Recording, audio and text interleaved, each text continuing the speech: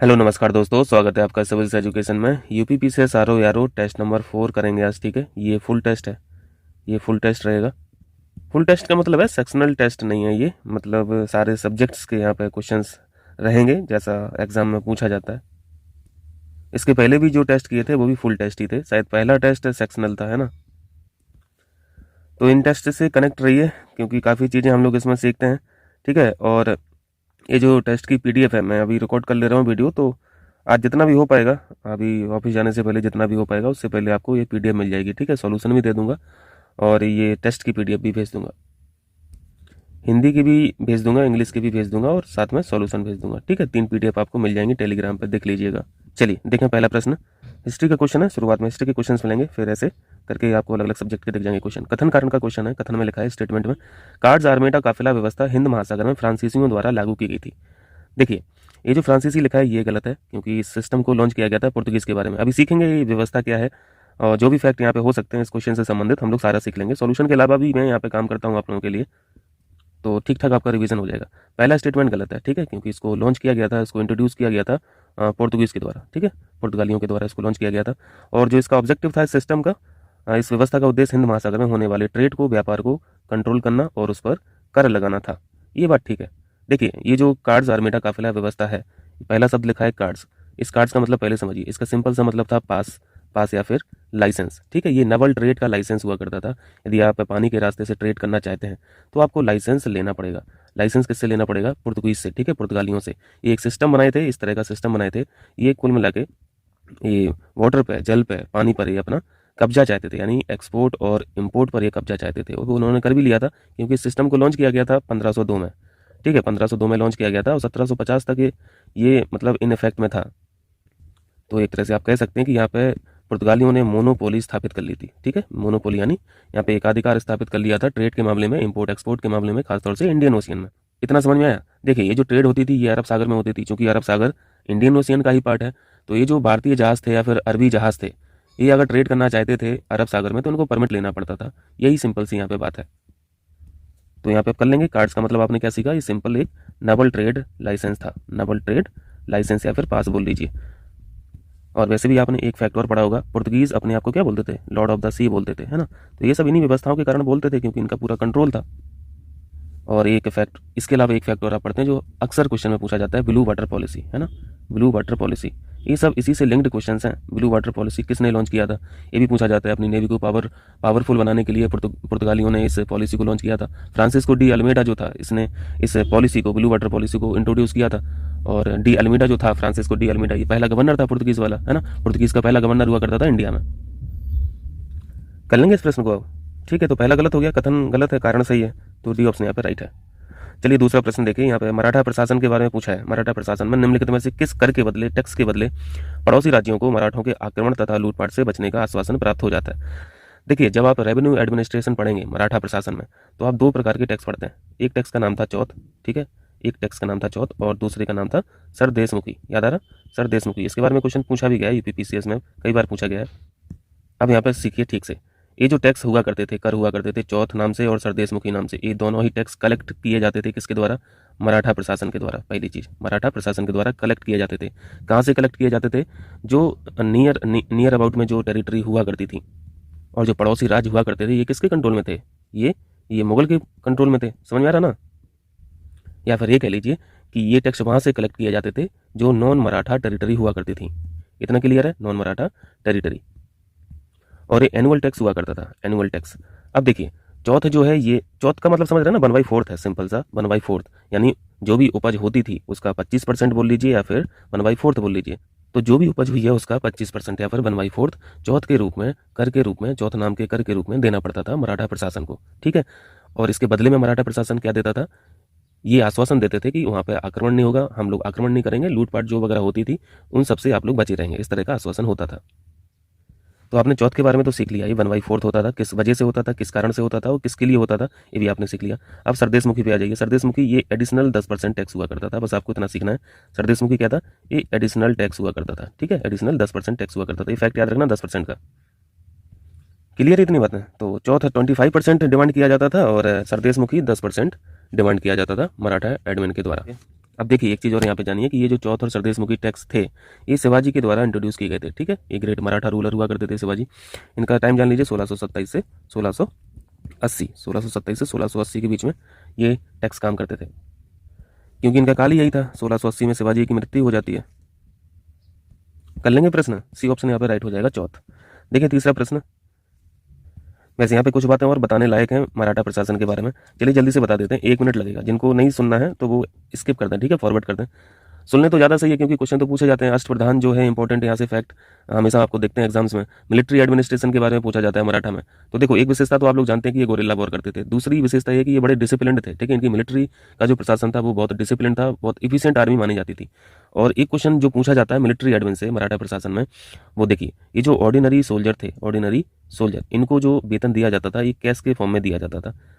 ये पहली बात है। दूसरी बात है कि जो मुखिया थे, एक तो अभी ऑर्डिनरी सोल्जर की बात हो गई, अब ये मुखिया या फिर मिलिट्री कमांडर को जो वेतन दिया जाता था ये जागीर के फॉर्म में दिया जाता था। जागीर मतलब समझते हैं, जमीन। ठीक है, जमीन।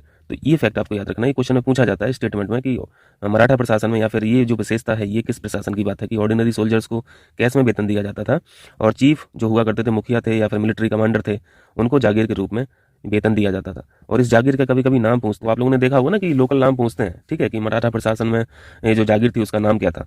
तो एक नाम आपको याद रखना है, सर नजम। ठीक है, सर नजम, इसी को बोला जाता था मोकासा। मोकासा तो आपने पढ़ा होगा जहाँ तक मुझे उम्मीद है, अगर आपने टेक्स्ट बुक पढ़ा होगा तो ये मोकासा आपको याद आ रहा होगा।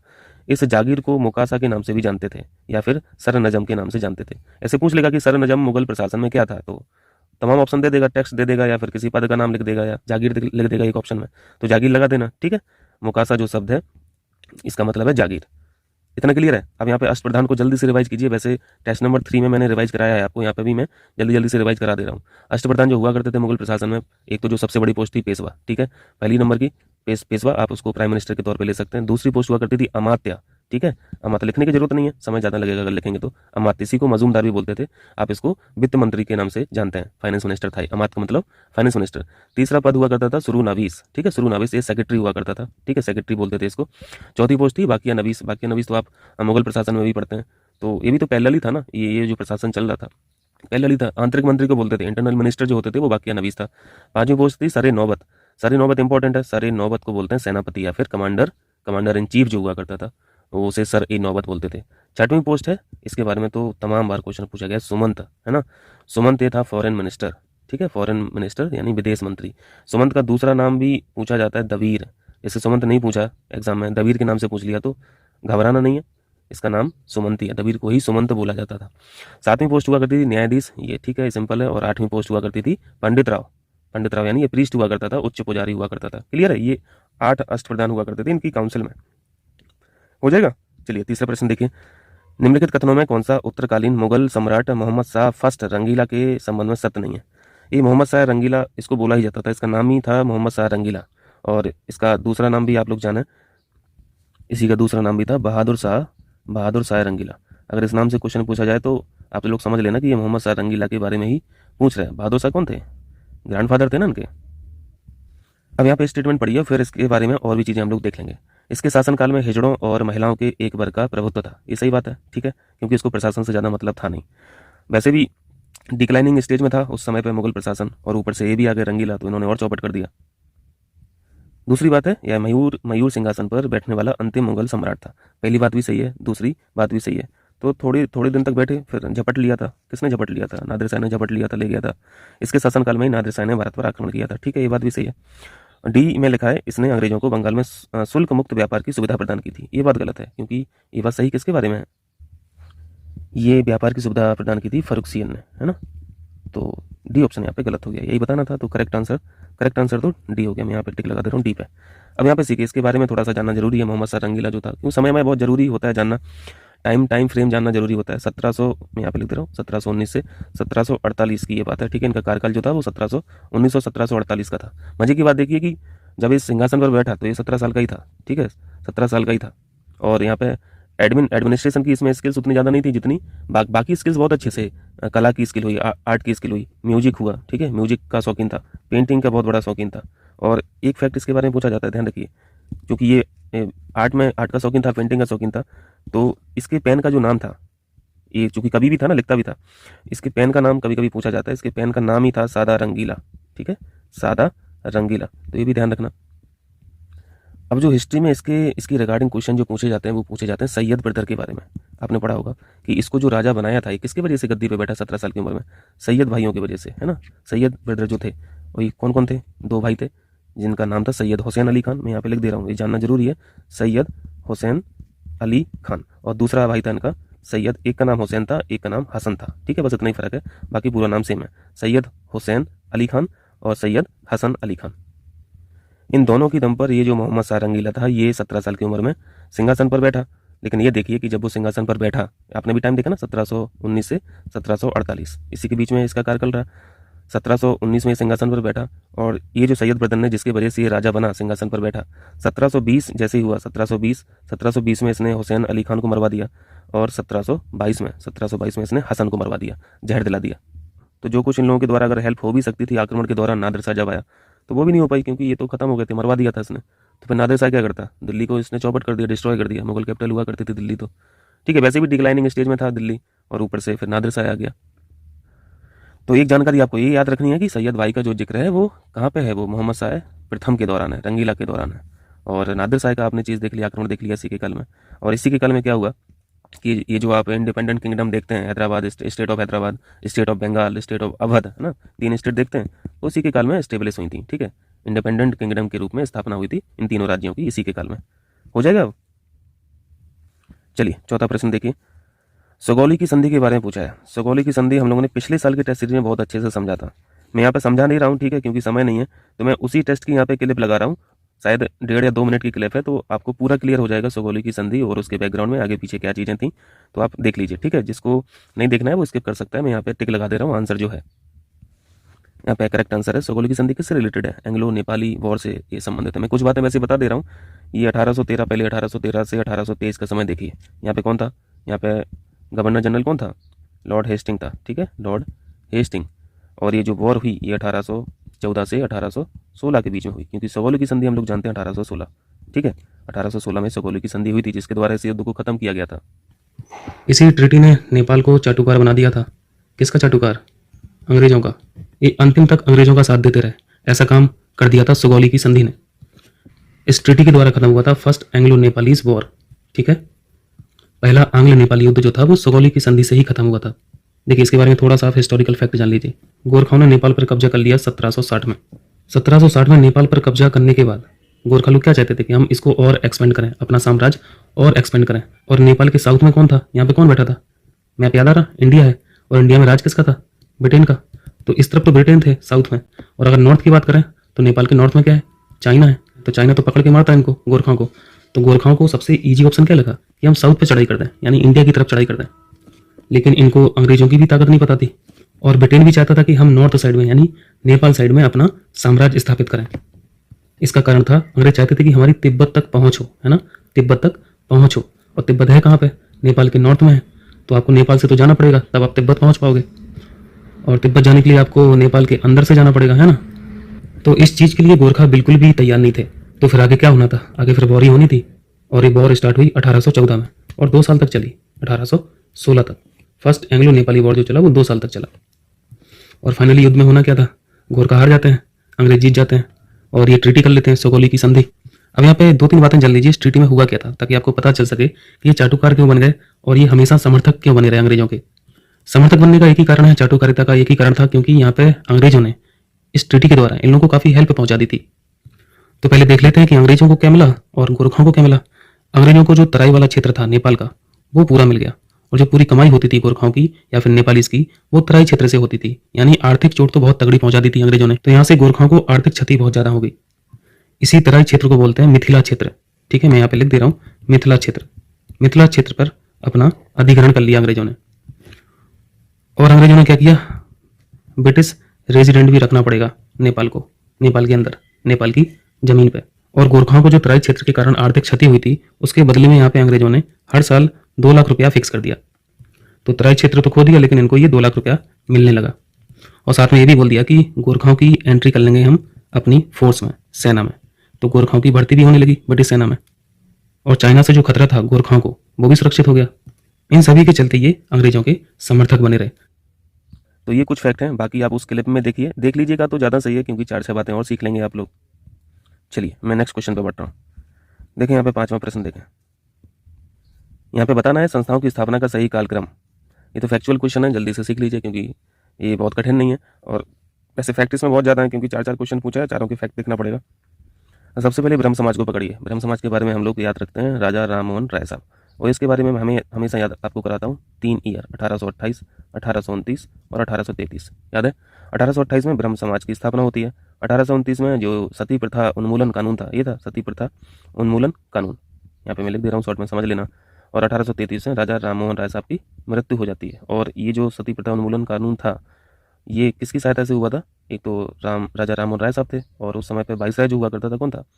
वाइसराय, वाइसराय नहीं बोलना चाहिए, गवर्नर जनरल, क्योंकि वाइसराय तो हुए थे 1858 से, है ना। गवर्नर जनरल थे बेंटिक, ठीक है, बेंटिक। इसका काल क्या था लॉर्ड बेंटिक का? ये शायद 1828 से था 1835 तक, ठीक है। तो ब्रह्म समाज के आगे हम 1828 लिख दे रहे हैं। प्रार्थना समाज की स्थापना हुई थी, ये देखिए, प्रार्थना समाज की स्थापना हुई थी 1867 में, बहुत लेटर एज में हुई थी। ब्रह्म समाज तो बहुत पुराना है। तत्वबोधनी सभा ये 1839 की बात है, और परमहंस मंडली ये 1849 की बात है। ये तो देखिए, ये तो ईयर वाला फैक्ट हो गया। अब सीखना है साथ में कि इनकी स्थापना करता कौन थे। प्रार्थना समाज की स्थापना की गई थी आत्मारंग पांडुरंग के द्वारा। आत्मारंग पांडुरंग, शॉर्ट में लिख रहा हूँ, चल जाएगा ना, आत्मारंग पांडुरंग। तत्वबोधनी सभा की स्थापना की गई थी देवेंद्रनाथ टैगोर के द्वारा, देवेंद्रनाथ टैगोर के द्वारा। और परमहंस मंडली जो थी, परमहंस मंडली की स्थापना की गई थी आत्मारंग पांडुरंग। तो आपने 2 फैक्ट देख लिए यहाँ पे, आत्मारंग पांडुरंग के द्वारा जो स्थापना की गई थी इंस्टीट्यूशंस का, प्रार्थना समाज और परमहंस मंडली। और ब्रह्म समाज तो आप जान ही रहे हैं, राजा राम मोहन राय साहब। हो जाएगा। तो यहाँ पे सबसे पुरानी इंस्टीट्यूट कौन सी? 1828 हो गया ब्रह्म समाज, तो चौथा ऑप्शन सबसे पहले हो जाएगा, ठीक है। तो ये कैंसिल हो गया। उसके बाद 1828 के बाद 1839 कर दीजिए, यानी 4 के बाद फिर 2 आएगा, 4 के बाद 2 आएगा, तो डी ऑप्शन भी गलत हो गया। उसके बाद हो जाएगा फिर 49, तीसरा आ जाएगा, यानी बी ऑप्शन यहाँ पे राइट है। क्लियर है। चलिए 6वां प्रश्न देखिए। आनंद मठ उपन्यास की कथा वस्तु सन्यासी विद्रोह पर आधारित थी। ये भी आसान सही प्रश्न है, फैक्चुअल है, कोई दिक्कत नहीं, ठीक है। सन्यासी विद्रोह पर आधारित थी। वंदे मातरम गीत आनंद मठ से ही लिया गया था, ये बात भी ठीक है, ये बात भी ठीक है। आनंद मठ के लेखक बंकिम चंद्र चटर्जी थे, ये भी करेक्ट है। तीनों स्टेटमेंट यहाँ पे करेक्ट है। क्लियर है। चलिए 7वां प्रश्न देखें। पढ़िए क्वेश्चन जब तक मैं इरेज करूँ। निम्नलिखित वायसरायों में कौन सा एक साहित्यकार एवं कवि भी था जो अपनी रचनाएं ओवेन मेरिडिथ के नाम से लिखता था? मैं पहले इसको लिखूं, इंग्लिश में लिखूं, ओवेन मेरिडिथ। इसका मतलब क्या है? अभी तो फिलहाल इतना ही जानना है कि वो अपना नाम जिक्र ना करके इस नाम को जिक्र करता था किसी भी कविता में, किसी भी रचना में। Oven Meredith. ओवेन का मतलब मुझे नहीं पता, मेरिडिथ का मतलब मैंने देखा था नेट पे, तो उसका मतलब निकला है ग्रेट रूलर, ठीक है, ग्रेट रूलर, यानी एक तरह से सीडो नेम हुआ करता था। यहाँ पे पिक्चर लगा दूंगा तो आपको क्लियर हो जाएगा।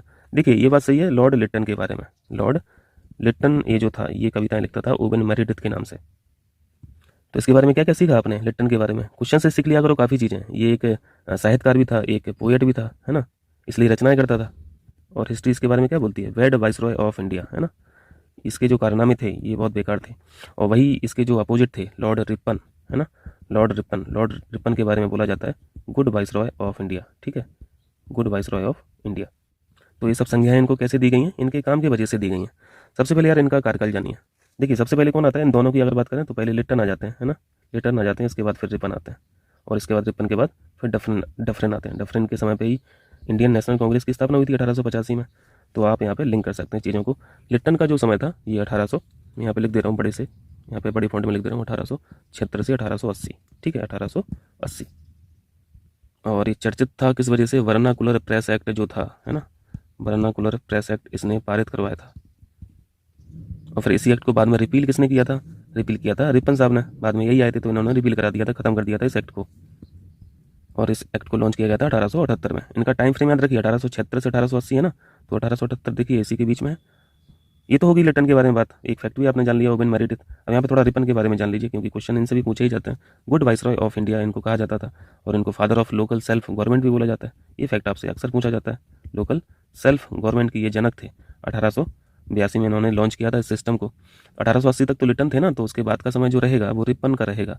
रिपन का समय यहाँ पे आप 1884 तक कर सकते हैं। 1880 से 1884 ये था रिपन का टाइम। तो जो भी एक्टिविटी आप देखेंगे रिपन के बारे में वो उसी टाइम फ्रेम के अंतर्गत देखेंगे। जैसे 1882 में लोकल सेल्फ गवर्नमेंट को इंट्रोड्यूस किया इन्होंने, ठीक है। 1880 में चूंकि ये वायसराय बन गया था, और इसका जो सबसे पहला काम था, सबसे पहला काम जो उसने किया 1883, याद आ रहा कुछ? 1883 याद आ जाना चाहिए। 1883 इल्बर्ट विल को उसने लॉन्च किया था, इंट्रोड्यूस किया था, और बड़ी इसकी मतलब वो क्रिटिसाइज किया गया था, क्योंकि इस बिल ने इंडियन सिटीजन्स को राइट दे दिए थे, इंडियन जजेस को राइट्स दे दिए थे, और इंडियन जज अब यूरोपीय जो लोग थे उनका मुकदमा सुन सकते थे। इस तरह के राइट्स थे इस बिल में। तो एक काम आपने रिपन का 1883 का एल्बर्ट बिल पढ़ लिया। दूसरा काम अभी आपने सीखा कि वर्नाकुलर प्रेस एक्ट 1878 का जो था, लिट्टन के द्वारा पारित किया गया था, इसको इसने समाप्त कर दिया। ठीक है, रिपन ने इसको रिपील कर दिया था, समाप्त कर दिया गया था। तीसरा फैक्ट है कि इसने बंगाल लैंड टेनेंसी बिल जो था, ये भी पारित कराया। काफ़ी यहाँ पे जो पीजेंट हुआ करते थे उनको राइट्स मिल गए थे। बंगाल, यहाँ पे शॉर्ट में लिख दे रहा हूँ, बंगाल लैंड टेनेंसी बिल। ठीक है, तो ये इतनी बातें थी ये रिपन के बारे में। तो अगर कुछ क्वेश्चन आ जाए तो आप लिंक कर सकते हैं। ठीक है, चलिए मिटा दें अब। देखें अब 8वां क्वेश्चन देखें। 8वां क्वेश्चन, निम्नलिखित क्रांतिकारी संगठनों में किस एक की स्थापना विदेश में हुई थी? बताएं। पहले तो ये देखिए कि इनकी जो स्थापना थी वो कब की गई थी। India independence league 1942, India home rule society ये 1905 की बात है, और यूनाइटेड इंडिया जो हाउस था ये था 1908 का। अब देखिए इनकी स्थापना कहाँ पे की गई है। ये जापान में की गई थी, India independence league. India home rule society ये इंग्लैंड में इसकी स्थापना की गई थी, इंग्लैंड में। और यूनाइटेड इंडिया हाउस ये यूएसए में की गई थी। तो यहाँ पे तो तीनों आंसर सही हैं, विदेश में तीनों की ही यहाँ पे स्थापना की गई। डी ऑप्शन यहाँ पे राइट है। ठीक है, कर लेंगे, लेकिन यहाँ पे संस्थापक भी जानना जरूरी है। ठीक है, देखो मैं भी यार भूल जाता हूँ ना, तो मैं नेट से सर्च करके आपको बताता हूँ। और सॉल्यूशन में तो बहुत शॉर्ट सॉल्यूशन, चूंकि ये ध्येय वाले देते हैं तो काफ़ी चीज़ें यहाँ पे देखनी पड़ती हैं। देखिए इंडियन इंडिपेंडेंस लीग जो थी 1942 में जापान में स्थापना की गई रास बिहारी बोस के द्वारा। इंडिया होम रूल सोसाइटी की स्थापना की गई थी श्यामजी कृष्णा के द्वारा। और यूनाइटेड इंडिया हाउस की स्थापना यूएसए में 1908 में लाला हरदयाल के द्वारा। ये आपको यहाँ पे फैक्ट याद रखना है। क्लियर है? चाहो तो स्क्रीनशॉट ले लेना, काम आएगा। देखें नवा प्रश्न देखें। निम्नलिखित में से कौन सा एक सत्य शोधक समाज का मुख्य उद्देश्य था? ऑब्जेक्टिव हम लोग बाद में जानेंगे, पहले ये देख लीजिए। ये सत्य शोधक समाज की स्थापना की गई थी 1873 में। ठीक है, किसके द्वारा? ज्योतिबा राव फुले के द्वारा, है ना। ज्योतिबा, मैं यहाँ पे लिख दे रहा हूँ, ज्योतिबा राव फुले। पूरा नाम ज्योतिबा राव फुले था ना। फुले के नाम से इनको जानते हैं, वे फेमस थे, बहुत बड़े सोशल वर्कर थे, एंटी कास्ट मूवर थे। खासतौर पर इस समाज को क्यों लॉन्च किया गया था? इसके लिए एंटी कास्ट मूवमेंट था एक तरह से, जिसकी वजह से जाने जाते हैं। वो वजह यही है, इन्होंने एक नया सोशल ऑर्डर क्रिएट किया था। नया सोशल ऑर्डर क्रिएट करने की इन्होंने कोशिश की थी। ये अपने हर आंदोलन में बोला करते थे कि कोई भी सब ऑर्डिनेट नहीं होगा। ठीक है, कोई भी सब ऑर्डिनेट नहीं होगा। किसका नहीं होगा? अपर कास्ट का जो है, अपर कास्ट का कोई भी सब ऑर्डिनेट नहीं होगा। कुल मिला के अपर कास्ट के विरोध में ये सत्यशोधक समाज काम करता था। तो ये एंटी कास्ट मूवमेंट आपको याद रखना है सत्यशोधक समाज के बारे में। और दूसरी बात, वुमेन्स राइट के लिए इन्होंने काफ़ी काम किया। यहाँ पे देखिए क्वेश्चन में पूछा क्या गया था, यहाँ पे ऑप्शन में देखिए आप लोग पढ़िए। पहला ऑप्शन पढ़िए, दूसरा पढ़िए, क्या हो जाएगा इसका करेक्ट आंसर? महाराष्ट्र में जाति विरोधी आंदोलन चलाना, यही हो जाएगा ना। एंटी कास्ट मूवमेंट आपको यहीं दिख रहा है, सी ऑप्शन यहाँ पर राइट हो जाएगा। चलिए देखें 10वां प्रश्न। एक वर्ष में स्वराज का नारा महात्मा गांधी द्वारा किस आंदोलन के संदर्भ में दिया जाता है? आसान सा प्रश्न है, ये असहयोग आंदोलन था, नॉन कोऑपरेशन मूवमेंट, एनसीएम। ये बात इन्होंने इसी मूवमेंट में बोली थी, और ये बात है 1920 की। क्लियर है? चलिए यहाँ पे कुछ बुक्स याद रखिए महात्मा गांधी के द्वारा जो लिखी गई थी, कुछ इंपॉर्टेंट है यहाँ पे मैंने लिखी है। देखिए पहली बुक है कम्युनिस्ट मैनिफेस्टो, ये पूछा जाता है, ये कई बार पूछा है। कम्युनिस्ट मैनिफेस्टो जो थी ये महात्मा गांधी के द्वारा लिखी गई थी। हिंद स्वराज आप लोग जानते हैं, नॉन वायलेंट रेजिस्टेंस के नाम से इनकी बुक भी थी। ठीक है, और इसके अलावा इंपॉर्टेंट है सेलेक्टेड पॉलिटिकल राइटिंग्स, ये भी याद रखना है। और पहले याद रखना है कम्युनिस्ट मैनिफेस्टो। 5वीं यहाँ पे इनके बारे में लिखा गया है ऑल मैंस आर ब्रदर्स, ये भी आपको ध्यान रखना है। और एक्सपेरिमेंट विथ माई ट्रूथ, ये तो ठीक है, आसान है, आप लोग जानते हैं। ध्यान क्या रखना है? Communist manifesto, selected political writings, all mens are brothers, ये इन्हीं के द्वारा लिखी गई किताबें हैं। ये उन किताबों के नाम मैं बताया हूँ जो आप लोगों ने नहीं पढ़ा है। ठीक है, बाकी जो घटना चक्र में पढ़ते रहते हैं वो तो ठीक ही है, उनको तो आप कर ही ले जाएंगे। देखें यहाँ पे 11वां प्रश्न देखें। अशोक के संबंध में निम्नलिखित कथनों पर विचार करें। पहली बात है, अशोक के समय मौर्यकाल में प्रांतों की संख्या 5 थी। दूसरी बात है, मास्की के लघु शिलालेख में अशोक ने स्वयं को बौद्ध शाक्य कहा है। देखिए काफ़ी चीज़ें रिवाइज करनी पड़ेगी यार यहाँ पे अशोक के बारे में, तभी ये क्वेश्चन कंप्लीट होगा। मैं आप लोगों से रिक्वेस्ट करूंगा कि टेस्ट नंबर 3 देखिए। ठीक है, क्योंकि उसमें इस क्वेश्चन को बहुत अच्छे से समझाया गया है। मतलब यही क्वेश्चन नहीं था, अशोक के बारे में ही था, मौर्य साम्राज्य के बारे में था, तो वहाँ पे सीखा था। क्योंकि देखिए रॉक इंस्क्रिप्शन जो थे इनके, पिलर इंस्क्रिप्शन थे, तमाम क्वेश्चन उनसे पूछा जाता है। पहले तो क्वेश्चन को सॉल्व कर लेते हैं, फिर हम लोग बैकग्राउंड में देखते हैं जो क्वेश्चन पूछे जाएंगे आपसे। पहले स्टेटमेंट में लिखा है कि प्रांतों की संख्या 5 थी मौर्यकाल में, ये बात सही है। ये 5 को देखिए जल्दी से। पूर्वी प्रांत एक प्रांत का नाम था, कलिंग, अवंती, उत्तरापथ और दक्षिणापथ। इनकी कैपिटल भी पूछा जाता है। तो पहले तो ये 5 याद रखना है, प्रांतों की संख्या 5 थी। पूर्वी प्रांत की जो कैपिटल थी वो पाटलिपुत्र थी, ठीक है, पाटलिपुत्र। कलिंग की जो कैपिटल हुआ करती थी ये तोसली थी, मैं यहाँ पे लिख दे रहा हूँ तोसली। अवंती की कैपिटल हुआ करती थी उज्जैनी, ठीक है, उज्जैनी। और उत्तरापथ ये जो था इसकी कैपिटल थी तक्षशिला, ठीक है, तक्षशिला। और दक्षिणापथ की कैपिटल हुआ करती थी सुवर्णगिरी, ठीक है, सुवर्णगिरी। ठीक है, ये तो पहले क्वेश्चन की बात हो गई। यहाँ पे हमने फैक्ट पढ़ लिया पहले क्वेश्चन के बारे में, पहले स्टेटमेंट के बारे में। दूसरा स्टेटमेंट भी सही है, मास्की के लघु शिलालेख में अशोक ने स्वयं को बौद्ध शाक कहा है। अभी हम लोग सीखेंगे कि कौन कौन से ऐसे रॉक पिलर हैं, रॉक इंस्क्रिप्शन है या फिर पिलर इंस्क्रिप्शन है जिस पर अशोक का नाम जिक्र है, ठीक है। तो यहाँ पे देखते हैं, मैं पहले इसको इरेज कर ले रहा हूँ, ये सीख लेना, ये स्क्रीनशॉट ले लीजिए, इसका स्क्रीनशॉट ले लीजिए, फिर यहाँ पे हम लोग बैकग्राउंड में चलते हैं। सीखें यहाँ पे अशोक के इंस्क्रिप्शन के बारे में सीखिए, बिल्कुल बेसिक सी जो बात है वो पहले समझिए। देखिए, ये जो एडिक्ट हुआ करते थे, इंस्क्रिप्शन हुआ करते थे, ये दो तरीके के थे। एक तो पत्थर पे लिखा जाता था, पत्थरों को इंस्क्राइब किया जाता था, यानी उन्हें बोलते थे रॉक एडिक्ट। उनको बोलते, जो पत्थरों की सरफेस पर उकेरा जाता था, लिखते थे, उसे बोलते थे या बोलते हैं रॉक एडिक्ट। और दूसरा जो था वो पिलर पे काम किया जाता था। एक मोनोलिथिक पत्थर हुआ करता था, उसी को कटिंग करके पिलर का फॉर्म दिया जाता था, उसी पे फिर इंस्क्रिप्ट करते थे, ठीक है। इनको बोला जाता है पिलर एडिक्ट। तो यहाँ पे सिंपल सी बात क्या होगी, यानी पत्थरों की सरफेस पर जो उकेर के लिखा जाता था उसे रॉक इंस्क्रिप्शन बोलते थे, और बाद में फिर पिलर पे काम होने लगा। एक पत्थर को थोड़ा सा कटिंग करके डिज़ाइन सही बना के पिलर का फॉर्म देके जो इंस्क्रिप्ट होता था वो पिलर एडिक्ट है। और इसी में आप दो चीज़ें भी पढ़ते हैं, फिर मेजर रॉक एडिक्ट भी हैं, माइनर रॉक एडिक्ट भी हैं। उसी तरीके से पिलर एडिक्ट में भी मेजर पिलर एडिक्ट हैं और माइनर पिलर एडिक्ट हैं, ये जो लिख रहे हैं ना लघु शिलालेख। और अगर आपसे पूछा जाए कि ये कुल मिला के मेजर माइनर रॉक हो चाहे पिलर हो, ये टोटल हैं कितने, ये आपको ध्यान रखना 33 है। लेकिन क्वेश्चन पूछा जाता है मेजर रॉक एडिक्ट से, ये जो हम लोग पढ़ते हैं 14 पढ़ते हो ना, अगर पूछा जाए कि मेजर रॉक एडिक्ट अशोक के कितने थे, तो आपको ये 14 याद रखना है। और इन्हीं 14 में से क्वेश्चन पूछा जाता है ना।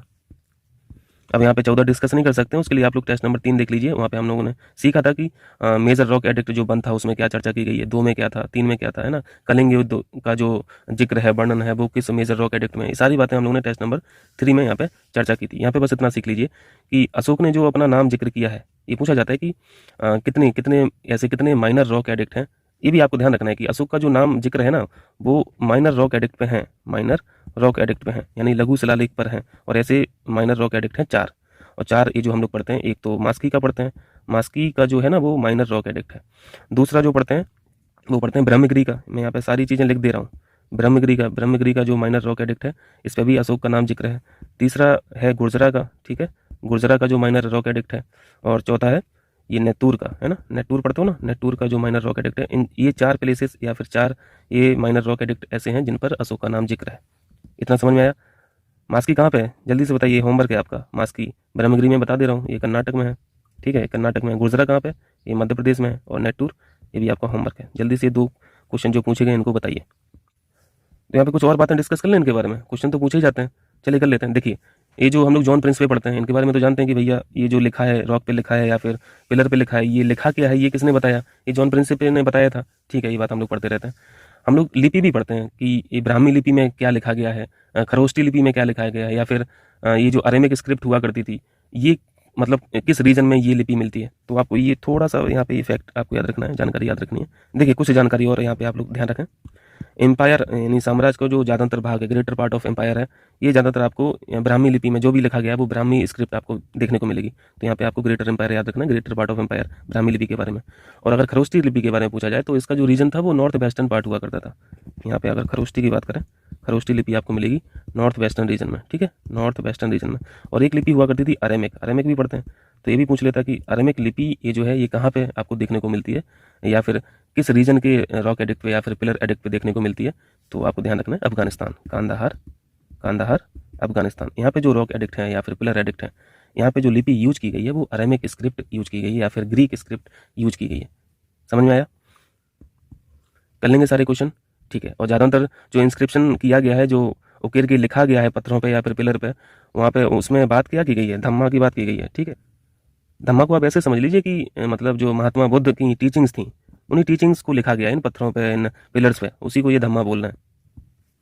चलिए, तो ये इतनी बातें आपने यहाँ पे सीख लिया। बाकी जो क्वेश्चन पूछा गया उसको भी सीखिए। मास्की के लघु शिलालेख में अशोक ने स्वयं को बौद्ध शाक कहा है, तो ये फैक्ट तो आपने यहाँ पे सीख ही लिया है ना।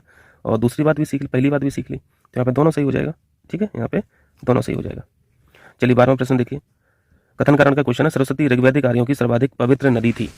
बताएं गलत है कि सही है। और दूसरी बात लिखिए, सरस्वती नदी का ऋग्वेद में 3 बार उल्लेख किया गया है। पहली बात सही है, सरस्वती ऋग्वैदिक आर्यों की सर्वाधिक पवित्र नदी मानी जाती थी। ठीक है, कारण गलत है। सरस्वती नदी का जो जिक्र है ये 3 बार हुआ है कि 4 बार हुआ है कि 1 बार हुआ है, ये बात यहाँ पे गलत हो जाती है। सरस्वती नदी का जिक्र देखिए ऋग्वैदिक काल में मातेतमा, देवोतमा और नदीतमा के नाम से किया गया है। ठीक है, इस नाम से जिक्र है। सिंधु नदी का जिक्र ऋग्वैदिक काल में सबसे ज़्यादा बार किया गया है। अगर गंगा नदी के बारे में पूछा जाए तो 1 बार जिक्र मिलता है और यमुना नदी का जिक्र 3 बार मिलता है। ये फैक्ट है। ठीक है, तो यहाँ पे आर गलत कर दीजिए और ए सही कर दीजिए, तो ए सी ऑप्शन यहाँ पे राइट हो जाएगा। क्लियर है।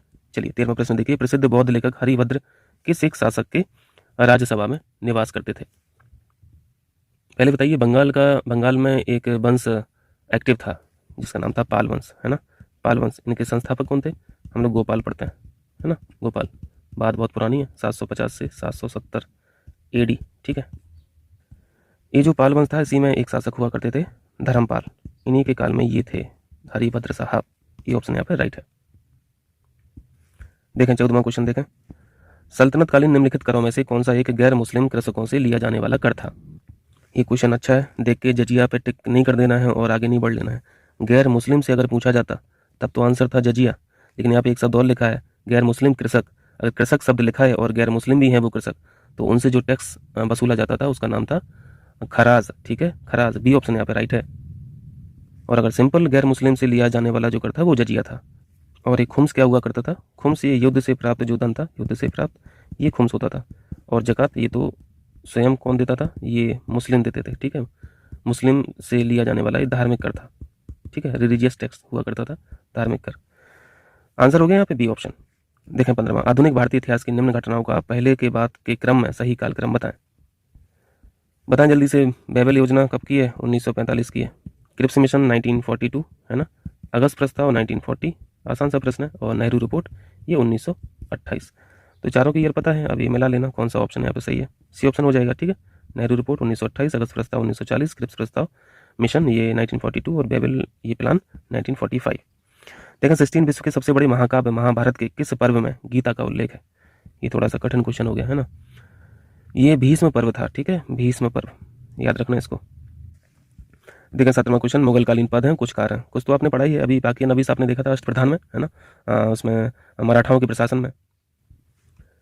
पहला पद लिखा है खुफिया नवीस, ये गुप्त पत्र लेखक था, सही है। बाकी नवीस सूचना अधिकारी था, ये भी सही है। मीर ए ये बर ये वन अधीक्षक था। तीनों याद रखना है भाई। ठीक है, जल्दी याद होगा नहीं, बार बार देखोगे तब होगा। मुशरिफ का मतलब हुआ करता था, मुशरिफ ये लेखाकार था, अकाउंटेंट था, सह लेखाकार, सह लेखाकार। लेकिन इसके सामने क्या लिखा है? समाचार लेखक। समाचार लेखक को अलग पद के नाम से जाना जाता था और इसको बोलते थे, बहुत कठिन सा नाम है, सवानेह निगार, सवानेह निगार। ठीक है, मुशरिफ तो जान जाएंगे ना, ये सह लेखाकार यानी ये असिस्टेंट अकाउंटेंट हो गया।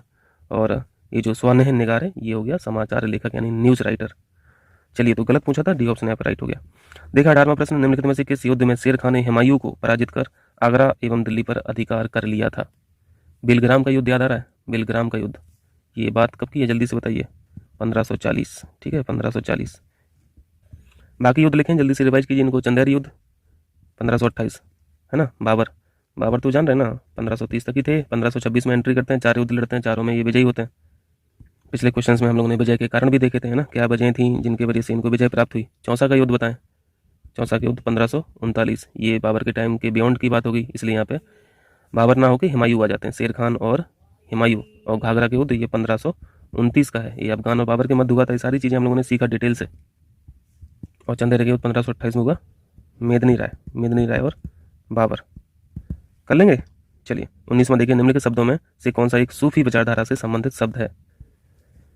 देखिए मुरीद शब्द लिखा है, खानकाह लिखा है और बासरा लिखा है। तीनों ही शब्द यहाँ पे सूफी विचारधारा से संबंधित है। कुछ बातें हम लोग को जानना यहाँ पे बहुत जरूरी है। यहाँ पे देखिए, पहले तो इनका मतलब भी तो जानना है। मुरीद का मतलब क्या होता है? जैसे हम लोग बोलते हैं ना किसी का मुरीद हो जाना, तो मुरीद का मतलब था कि जो लोग सूफियों से शिष्यता यानी शिक्षा ग्रहण करते थे उन्हें मुरीद कहा जाता था। खानकाह है, खानकाह ये सूफियों का मठ हुआ करता था, जैसे इसमें पढ़ते हो ना, बौद्ध धर्म में पढ़ते हो, मठ वही चीज़ था खानकाह। यहाँ पे सूफी निवास करते थे। ठीक है, और मठ को एक शब्द और बोला जाता है, आश्रम। यहाँ पे ये जो शब्द लिखा है बासरा, इसको समझना जरूरी है। देखिए सूफियों में भी दो एसोसिएशन हुआ करते थे, दो संघ हुआ करते थे। संघ तो समझ रहे ना आप, संप्रदाय समझ लीजिए, संघ समझ लीजिए या फिर इसको संप्रदाय समझ लीजिए। सूफियों में दो संप्रदाय थी, एक संप्रदाय जो था वो बासरा था और दूसरा जो संप्रदाय था वो बेसरा था। ठीक है, देखिए अब इन दोनों में फ़र्क देखिए। बेसरा जो है, ठीक है, ये पहले हम लोग बे पर जिक्र कर रहे हैं। बे का मतलब था कि जो शरीयत के आदेश हुआ करते थे इनका पालन नहीं करते थे, पालन नहीं करते थे शरीयत के नियमों का, या फिर शरीयत की जो टीचिंग्स हैं या फिर शरीयत के जो आदेश हैं, ठीक है, इन पे ये बिलीव नहीं करते थे बेसरा। जबकि बासरा पालन करते थे, बस इतना फ़र्क है। बासरा पालन करते थे, बासरा संघ के जो सूफी संत थे ये पालन करते थे, बेसरा के नहीं करते थे। हो जाएगा, तो यहाँ पे डी ऑप्शन राइट हो जाएगा। चलिए 20वां प्रश्न देखें। निम्नलिखित पल्लव शासकों में कौन कालक्रम के अनुसार अंतिम स्थान पर है? देखिए शुरुआत कीजिए महेंद्र बर्मन से, 600 से 630 के बीच में इनका कार्यकाल रहा।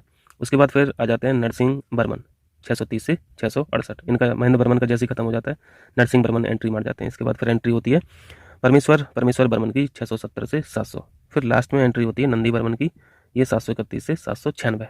ये सीक्वेंस है, ठीक है, ये सीक्वेंस है। तो अंतिम स्थान पर हो गया सी ऑप्शन नंदी बर्मन। देखें 21, बताएं कौन सा सही सुमेलित नहीं है। देखें मैं यहाँ पे शॉर्ट में लिख दिया हूँ, आपको आंसर मिल जाएगा। फरीजी आंदोलन ये फरीदपुर में एक्टिव था, बंगाल में 1819 में। पहली बात सही लिखी है, मैथ सही है। ये तायूनी आंदोलन ये ढाका में एक्टिव था 1839 में, जबकि यहाँ पे क्या लिखा 1890, ये बात गलत होगी। अलीगढ़ आंदोलन अलीगढ़ में ही 1875, सही मैच है। अहमदी आंदोलन फरीदकोट 1889 से 90, ये भी सही मैच है। गलत हो गया यहाँ पे बी ऑप्शन, ठीक है। चलिए 22 देखिए, कुषाण वंश के किस शासक के सिक्कों पर शिव, स्कंद तथा विष्णु आदि की आकृतियां उत्कीर्ण मिलती हैं? ये शासक था हुविस्क, ठीक है। देखिए यहाँ पे कुषाण वंश की चर्चा हुई है तो थोड़ा सा जान लेते हैं। यहाँ पे स्थापना किसने की थी? स्थापनाकर्ता जो थे कुषाण वंश के उनका नाम था कुजुल कड़फिसेस, ठीक है, कुजुल कड़फिसेस। और इनको कनिष्क तो जान ही रहे हैं, सबसे ग्रेट रूलर हुआ करते थे इस वंश के, इस डायनेस्टी के। उसके बाद फिर ये हुविस्क आता है। देखें 23, अच्छा यहाँ पे सी ऑप्शन में लिखा ही है, ये संस्थापक है, ठीक है, फाउंडर, ये फाउंडर।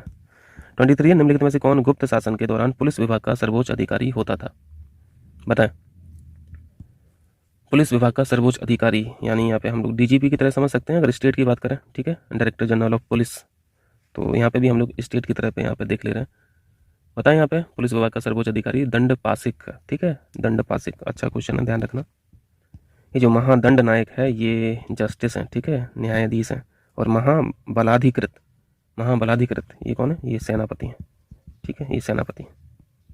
महाबलाधिकृत को आप यहाँ पे सीडीएस समझ लीजिए, महादंडा नायक दंड नायक जो है यहाँ पे आप इनको सीजीआई समझ लीजिए, और दंडपासिक को आप स्टेट लेवल पर डीजीपी समझ लीजिए।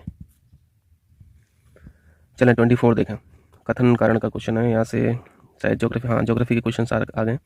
अरुण ग्रह को लेटा हुआ ग्रह भी कहते हैं।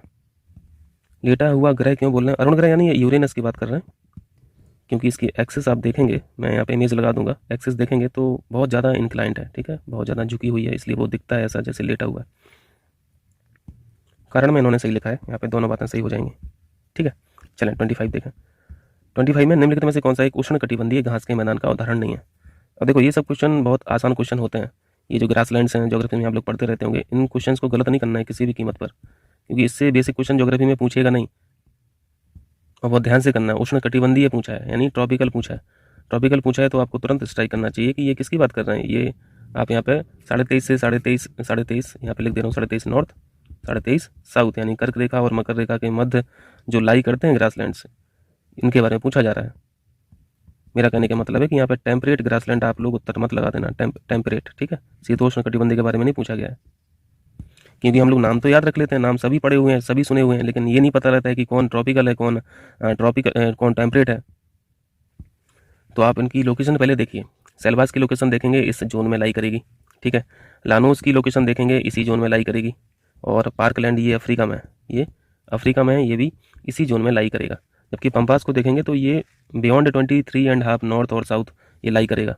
याद आ रहा ना पंपास कहाँ पे? ये साउथ अमेरिका में है ना। और इसका आप विस्तार देखेंगे तो अर्जेंटीना में है, ठीक है, अर्जेंटीना में ज़्यादा है। तो ये टेम्परेट जोन में आ जाता है, टेम्परेट जोन में आ जाता है। शीतोष्ण कटिबंधीय घास का मैदान है पंपास। इसका एक्सटेंशन देख लेना, अर्जेंटीना और ब्राज़ील में एक्सटेंशन है। क्लियर है? तो ये हो गया आज का 25 क्वेश्चंस। उम्मीद करूँगा काफ़ी रिवाइज आप लोगों का हुआ होगा, और बने रहें, जुड़े रहें, काफ़ी हेल्प मिलेगी एग्जाम से पहले। चलते हैं फिर पार्ट 2 में मिलेंगे, ठीक है, समय मिलेगा रिकॉर्ड करूँगा। बाकी टेस्ट की जो PDF है मैं उसको भेज दे रहा हूँ अभी।